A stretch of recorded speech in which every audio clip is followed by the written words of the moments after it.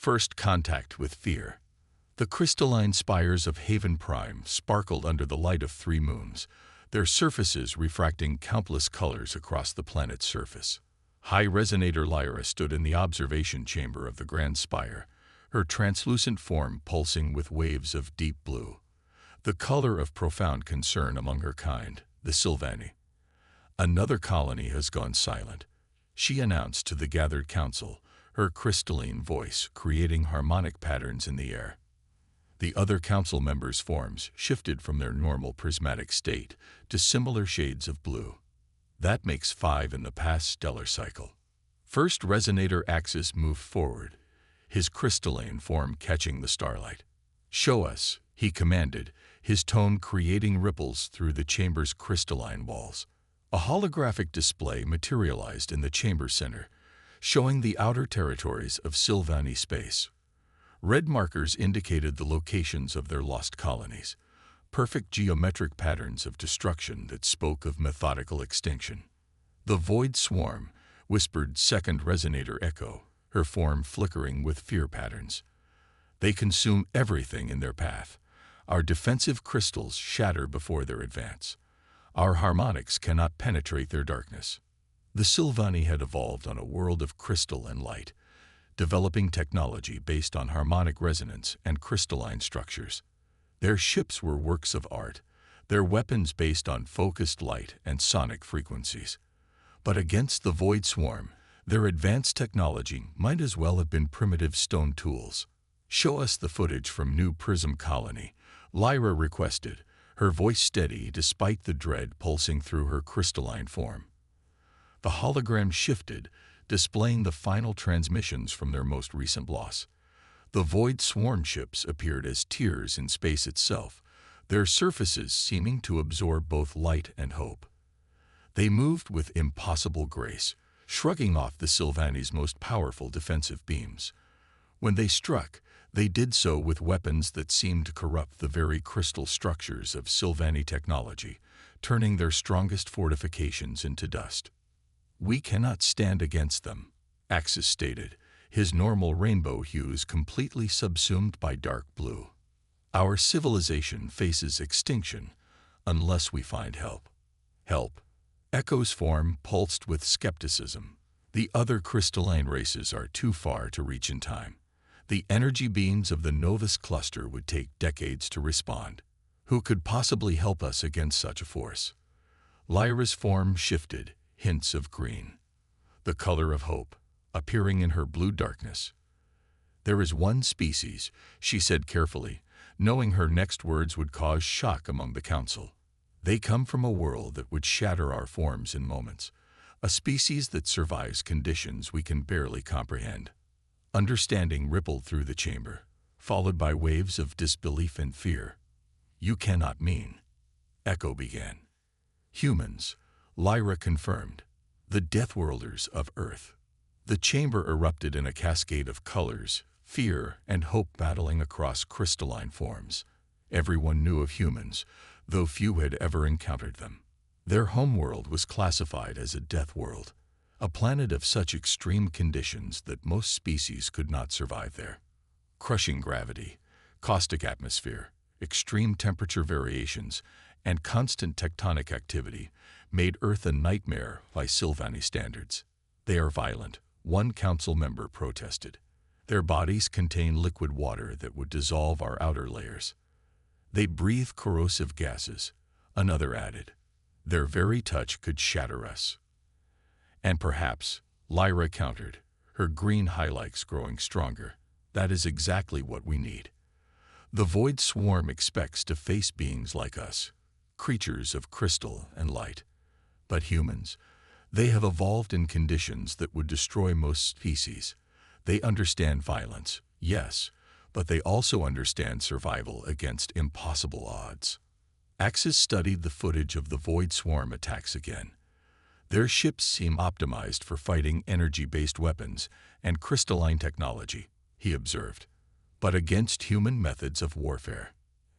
"Exactly," Lyra pulsed with conviction. "We need beings who think differently, who fight differently." Who better than a species that evolved on a world that tried to kill them every day? The council chamber fell silent, each member processing the implications.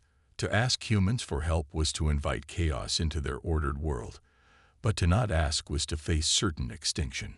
Send the call, Axis finally decided, his form showing both fear and determination. But word it carefully. We must appeal to both their strength and their compassion. Lyra moved to the communication array, her crystalline fingers dancing across the controls. The message she composed would travel across space, reaching Earth's quantum communication network. To the people of Earth, we, the Sylvani, face extinction at the hands of an enemy our technology cannot defeat. We have watched your species overcome the impossible conditions of your world. Now we ask for your help, offering alliance and friendship in return. Our worlds may be different, but perhaps that difference is exactly what we need to survive. As the message transmitted across the vast distance of space, Lyra watched the stars through Haven Prime's crystal spires.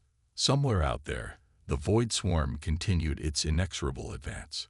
And somewhere else, on a world of storms and steel, she hoped humanity would answer their call. The fate of her species now rested on the response of creatures who had mastered a world that would kill their kind in moments. Lyra could only hope that the same strength that made humans terrifying would also make them their salvation. The human response. Admiral Sarah Chen stood at the viewport of the UES Hyperion, watching her fleet prepare for departure. 20 ships of Earth's expeditionary force, each a testament to humanity's mastery over the harsh conditions that had forged their species. Unlike the elegant vessels of most spacefaring races, human ships were built like mountains, massive, sturdy, and designed to withstand almost anything space could throw at them. Analysis of the Sylvani message complete, Admiral, reported Commander James Rodriguez, his dark eyes scanning the holographic display. Their situation is desperate. The Void Swarm has already destroyed 5 of their colonies, and their defensive capabilities are proving ineffective. Chen nodded, studying the tactical overlay. The Sylvani weren't warriors. Their entire civilization was built around harmony and growth. Their ships were beautiful crystalline structures that channeled energy through complex geometric patterns. Against most threats, their technology was more than adequate. But against an enemy that seemed to absorb energy itself. "Show me the Void Swarm combat footage again," she ordered. The hologram shifted, displaying scenes from the most recent attacks. Chen's eyes narrowed as she watched the dark ships tear through Sylvani defenses. "They're not just resistant to energy weapons," she observed. "They're feeding on them. Every beam the Sylvani fire makes them stronger. Reminds me of the deep-sea creatures back home," Rodriguez commented. "The ones that evolved to absorb the energy from thermal vents. Except these things are doing it with weapons fire. Which means we fight them the old-fashioned way." Chen smiled, though there was nothing gentle about it. "Mass drivers, kinetic missiles, and good old-fashioned physical impacts.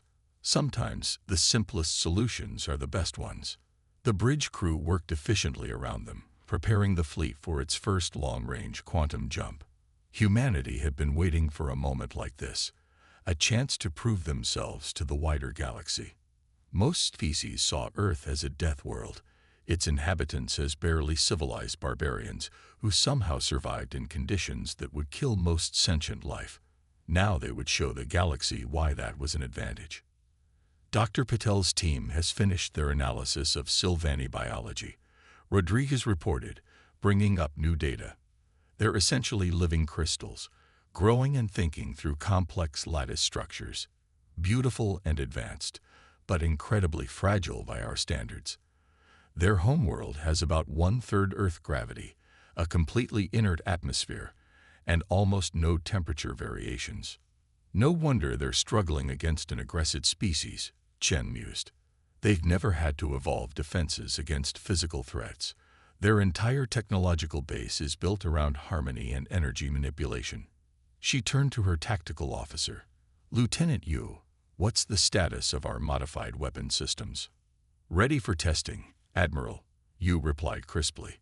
We've adjusted our kinetic weapons to operate in lower gravity environments, and Dr. Patel's team has developed specialized ammunition that won't create crystalline shrapnel, should minimize collateral damage to any Sylvani structures or personnel in the combat zone.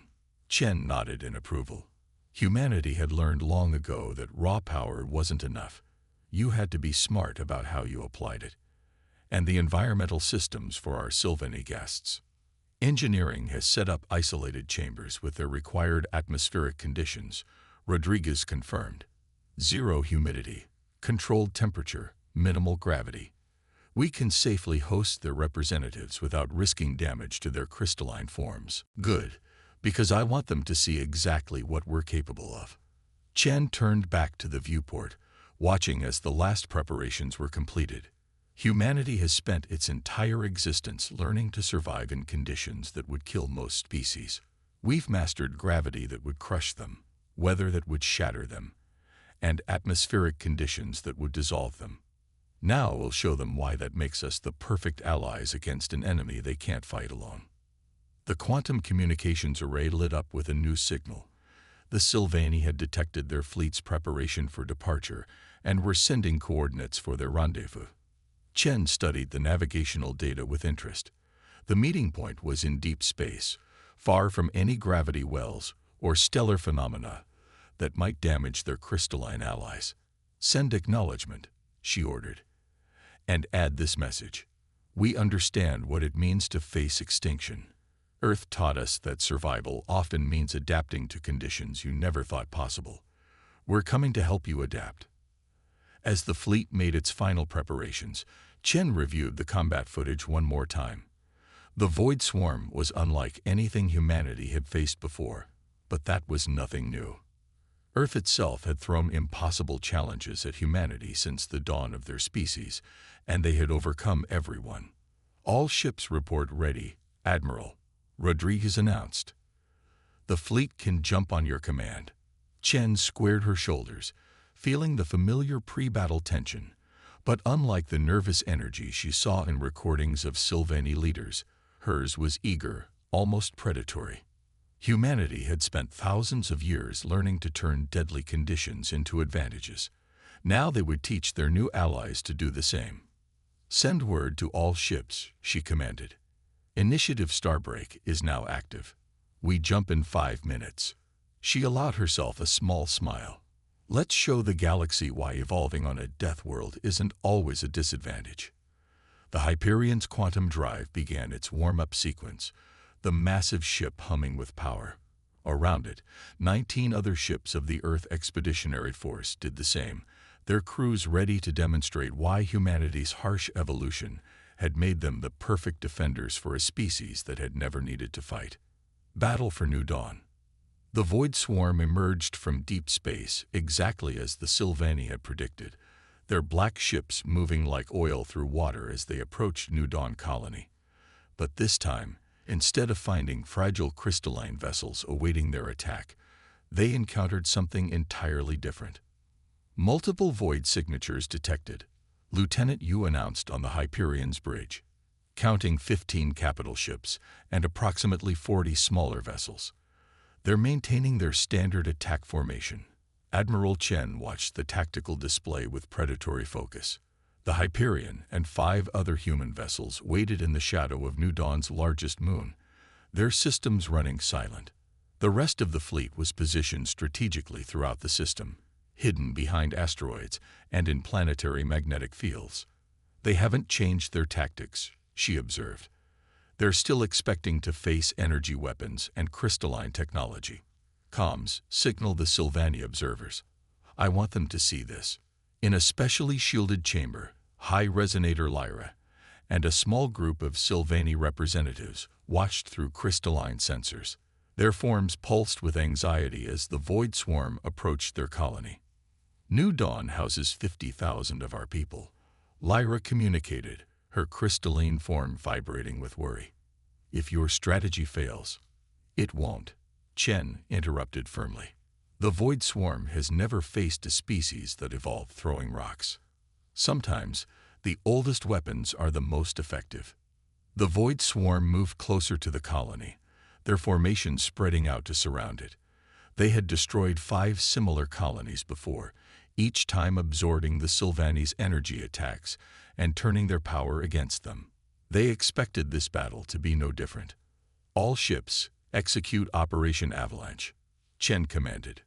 The human response began not with energy beams or plasma torpedoes, but with something far more primitive and far more devastating. From their hidden positions, Earth's ships launched thousands of titanium rods, each accelerated to near-relativistic speeds. There was no energy signature for the void swarm to absorb, no complex technology to corrupt.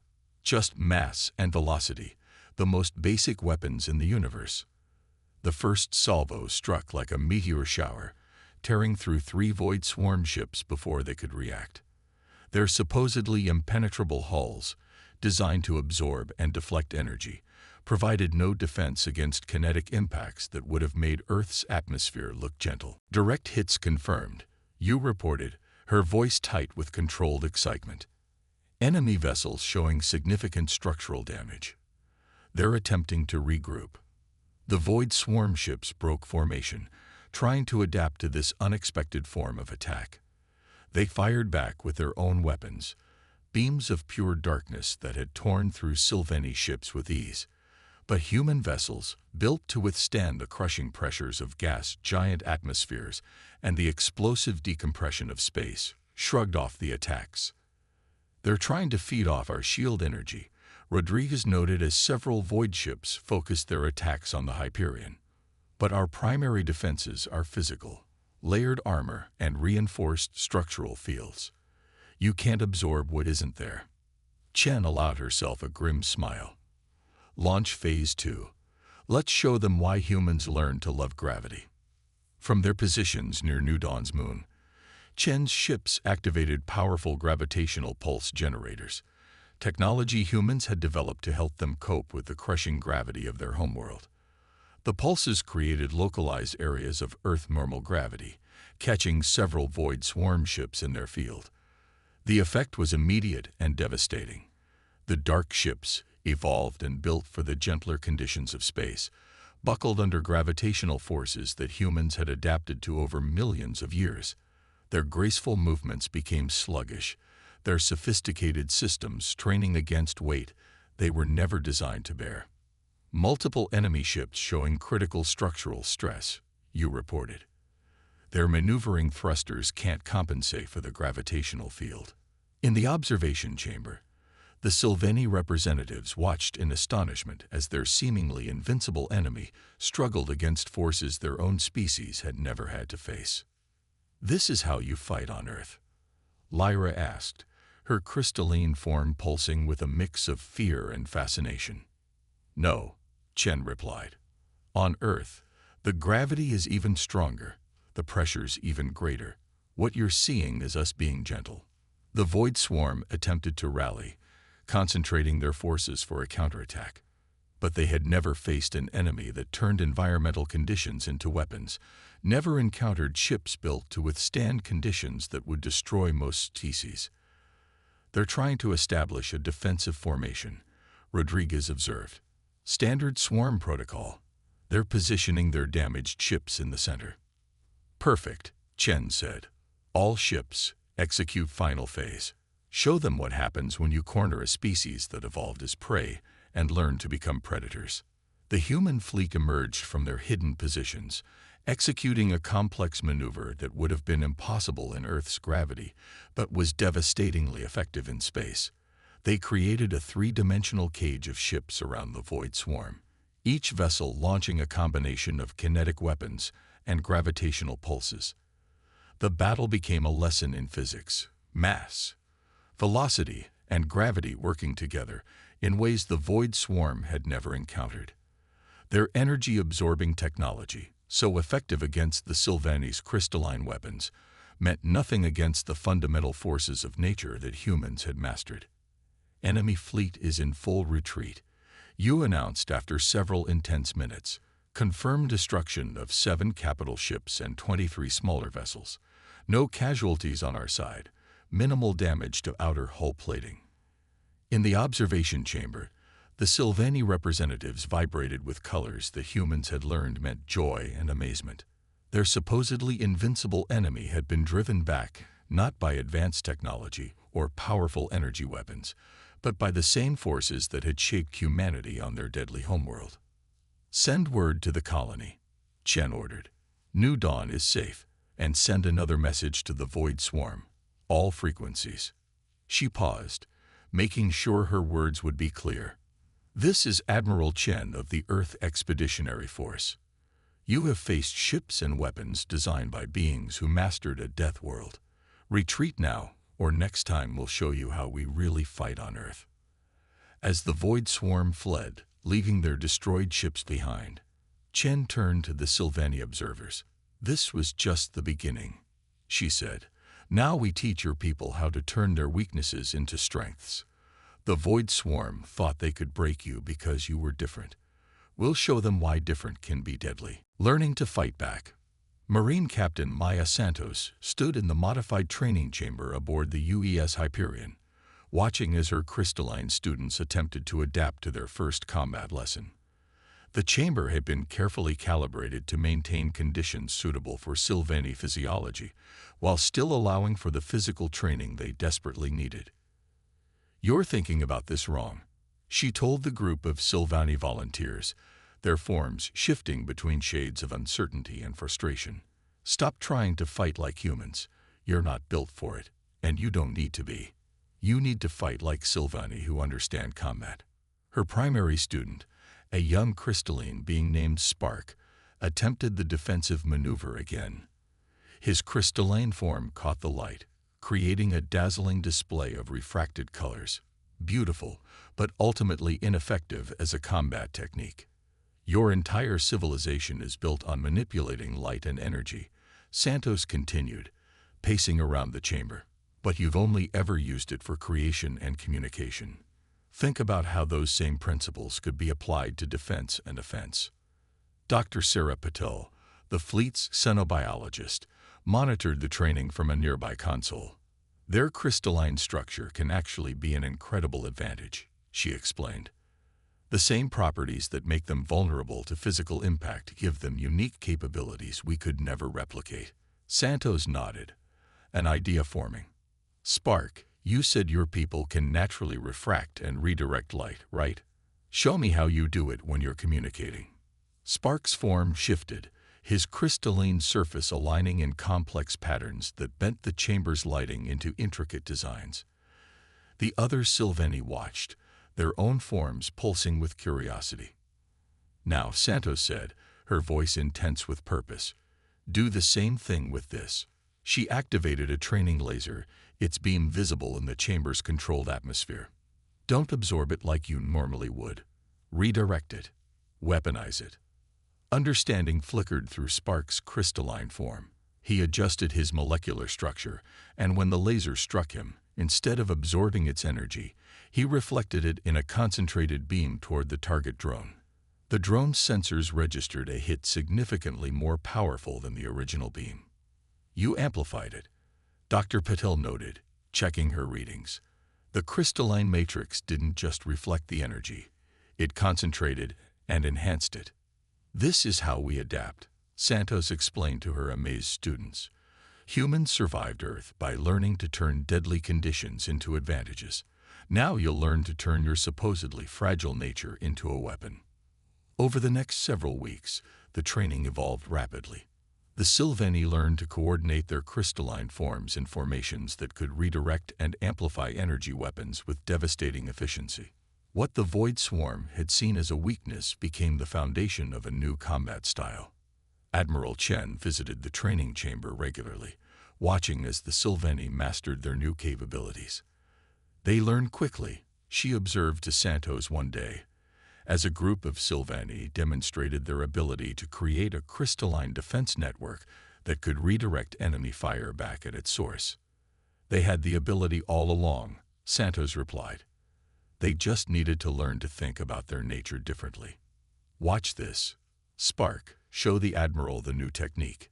Spark and several other Sylvani arranged themselves in a complex geometric pattern.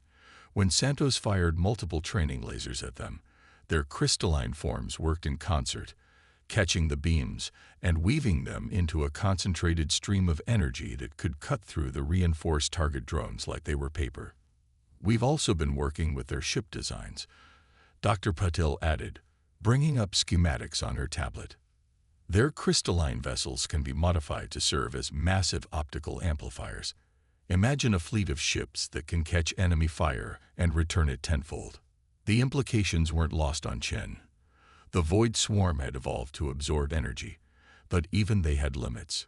Hit them with enough concentrated power, and even their absorption capabilities would be overwhelmed. "There's more," Santos said, gesturing to another group of Sylvani practitioners. "Show her the resonance defense." The Sylvani demonstrated their newly developed ability to vibrate their crystalline forms at specific frequencies, creating localized fields that could disrupt enemy systems. What had started as a means of communication became a weapon that could interfere with the Void Swarm's sophisticated technology. "Every strength can become a weakness if you hit it hard enough," Chen mused, watching the display. "The Void Swarm relies on absorbing energy, so we'll give them more than they can handle." The training program expanded rapidly. Across the fleet, Sylvani learned to combine their natural abilities with human tactical thinking. Their ships were modified to serve as both weapons and amplifiers, their crews learning to coordinate with human vessels in ways that maximize both species' strengths. "We're not just teaching them to fight," Santos told Chen as they watched another training session. "We're teaching them to survive. That's something every human understands. Adaptation doesn't mean changing who you are. It means becoming a better version of yourself." The Admiral nodded, remembering her own words from the first battle. Different could indeed be deadly, especially when guided by the experience of a species that had mastered survival against impossible odds. "The Void Swarm thinks they broke the Sylvani spirit," Chen said, watching as another group of crystalline warriors mastered a new combat technique. "Instead, they forced them to evolve. And if there's one thing humans understand, it's how to turn evolution into a weapon." In the training chamber, Spark led his fellow warriors through another exercise, their crystalline forms moving with newfound purpose and confidence. They were no longer just artists and scholars. They were becoming warriors who could use their unique nature to defend their civilization. "Remember," Santos told her students as they prepared for another drill, "the same properties that make you vulnerable to physical impact make you incredible at energy manipulation. You don't need to be tough like humans. You need to be deadly like Sylvani." The chamber filled with light as the training exercise began, crystalline forms refracting and redirecting energy in ways that would have seemed impossible months ago. The Void Swarm had thought they were attacking a fragile, peaceful species. They were about to learn what happened when that species learned to fight back with everything that made them unique. The final stand. The combined fleet of human and Sylvani ships hung in high orbit around Haven Prime, their formations creating an intricate dance of steel and crystal against the backdrop of space. Admiral Chen stood on the Hyperion's bridge, watching as the last pieces of their trap fell into place. "Void Swarm fleet detected," Lieutenant Yu announced, her voice steady. "Massive signature, counting at least 50 capital ships and over 200 support vessels. This is their main force." "They're angry," Commander Rodriguez observed, studying the approach vectors.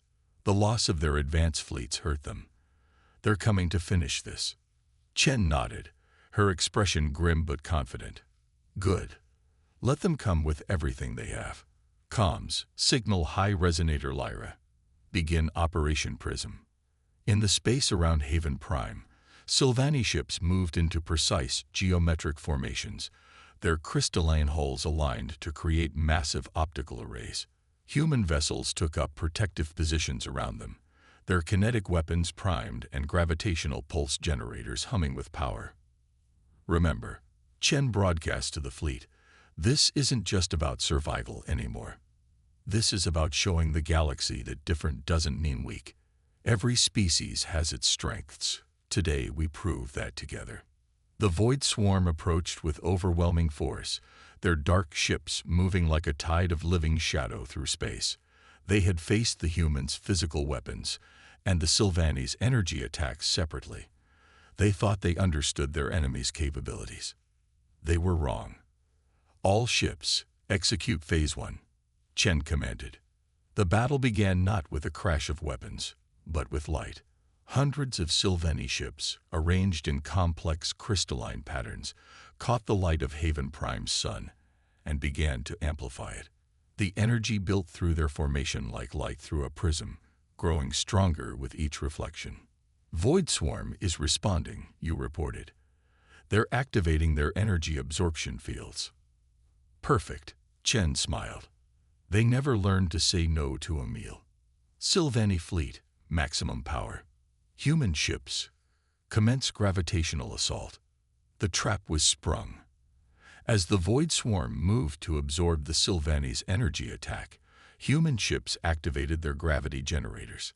The combined force of multiple Earth gravity fields caught the enemy ships just as they committed to energy absorption mode. Their systems are overloading, Rodriguez announced with satisfaction. They can't process the energy fast enough under these gravitational conditions. The Void Swarm's greatest strength became their weakness.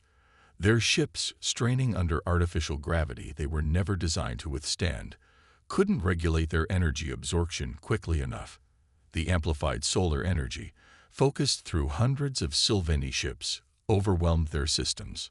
Now, spark, Chen ordered.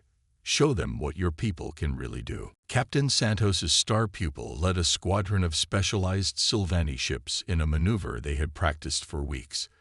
Their crystalline vessels aligned in a new pattern, not just reflecting energy but transforming it. The concentrated solar power shifted frequency, becoming something the Void Swarm had never encountered. Coherent beams of light that bypassed their absorption abilities completely. Multiple enemy ships breaking formation, you reported. Their automated systems are failing under the combined stress.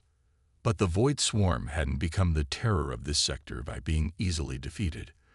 Their remaining ships regrouped, launching a desperate counterattack with weapons that had torn through Sylvanni defenses in previous battles. This time, however, the Sylvanni were ready. Their ships caught the dark energy beams, and instead of trying to resist them, redirected them through their crystalline matrices. Human vessels provided covering fire with kinetic weapons, keeping the enemy off balance as the Sylvanni turned the Void Swarm's own power against them. They're trying to retreat, Rodriguez observed as the battle turned decisively against the enemy. Their formation is breaking up. Not this time, Chen said firmly. Signal all ships. Execute final phase. Let's show them what happens when you push peaceful people too far. The combined fleet moved with practiced precision. Human ships herded the enemy into a carefully prepared kill zone with gravitational fields and kinetic barrages.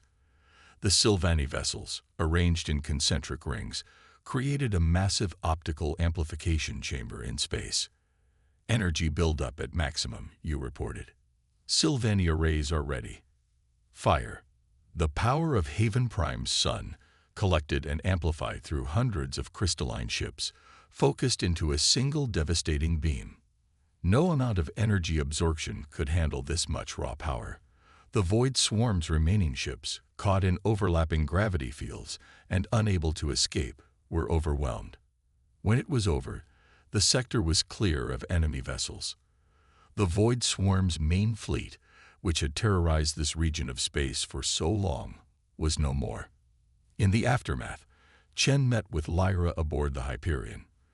The Sylvanni leader's crystalline form pulsed with colors of victory and gratitude. Your people taught us more than how to fight, Lyra said. You taught us that being different isn't a weakness, that what others see as fragility can become strength with the right perspective. Chen nodded. That's what humanity learned on Earth.